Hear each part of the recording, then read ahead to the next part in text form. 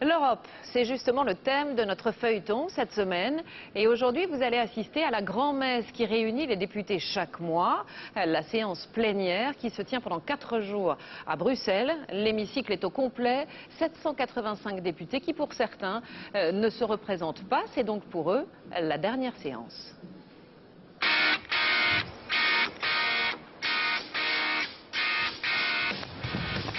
C'est le marathon de la vie politique.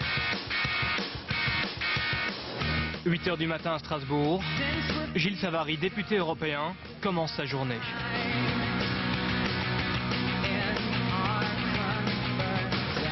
Le métier politique est très physique, oui. Et surtout, il y a une très mauvaise hygiène de vie. Cocktail, inauguration, repas officiels. Donc si on ne fait pas attention un petit peu, au minimum, à préserver sa forme, on peut très vite sombrer dans le cholestérol surabondant.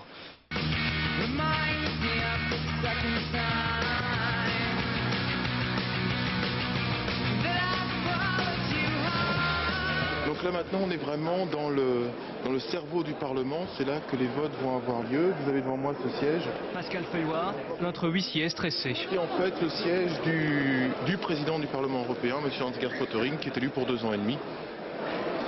Dans quelques minutes, les votes vont commencer. On va sonner pour le... Il est juste en 30 Progressivement, les députés arrivent, le tout avec une pointe de protocole.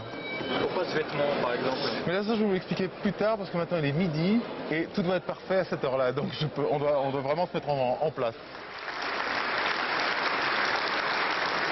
Le président du Parlement ouvre la séance.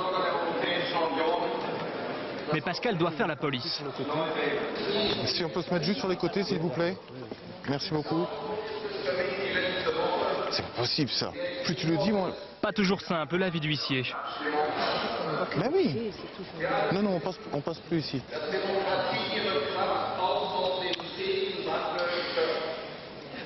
63 pour, contre, 76 pour, rejeté. Deuxième partie pour, contre, abstention. Protection animale, télécom, relance économique.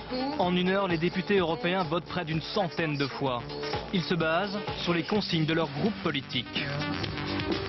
On se fie sur la décision du groupe qui est une décision souvent mûrie qui prend parfois un bon nombre de mois. Par exemple sur le package télécom, évidemment n'étant pas expert en télécom, je me fie sur l'avis des experts télécom dans ce groupe politique. D'où l'importance d'avoir un groupe politique bien fourni, un groupe politique important qui contient de l'expertise dans plein de domaines.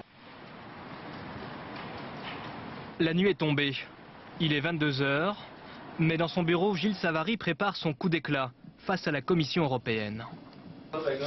Ça c'est la vraie betterave rouge et donc vous assistez là au mélange que j'ai déjà testé chez moi, donc ça va faire rosir le vin blanc. La Commission veut autoriser le mélange de vin rouge et de vin blanc pour faire du rosé. Par ces petites actions qu'on va influencer la Commission européenne, oui j'espère.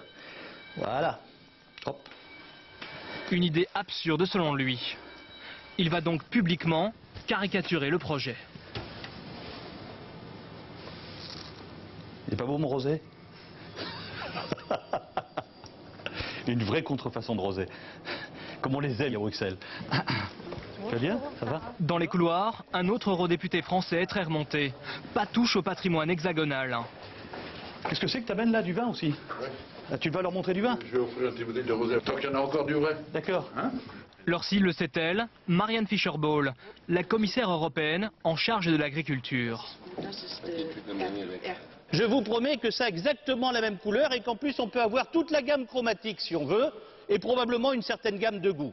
Ça nous permettrait en plus de régler la filière sucre et la chaptalisation par produits alimentaires naturels. Ça veut dire tout simplement que si on laisse faire ça, ce sera sans fin.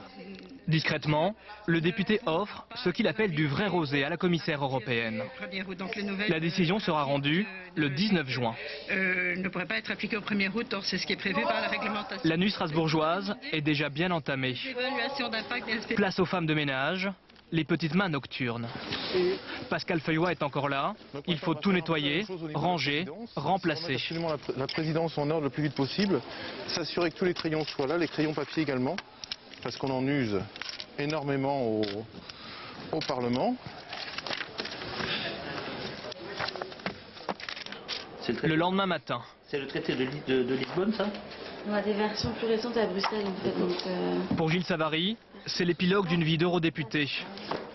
Ça c'est le règlement, version provisoire 2007. La fin de son mandat, il aura passé 10 ans au service de l'Europe. Oui, je vais l'embarquer quand même, ça. Oui, c'est les derniers instants, c'est un petit pincement au cœur. C'est 10 ans de vie très active, passionnante, et sans doute un des plus beaux souvenirs de vie publique et politique, car c'est un mandat extraordinaire.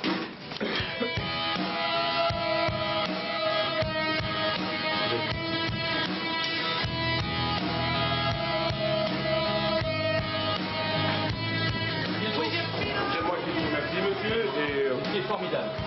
merci beaucoup. Non, sans blague. À bientôt. Derniers adieux. Je vous emmène. Que va-t-il faire maintenant? Il ne le sait pas encore. Seule certitude, dimanche il ira voter pour continuer à bâtir le rêve européen.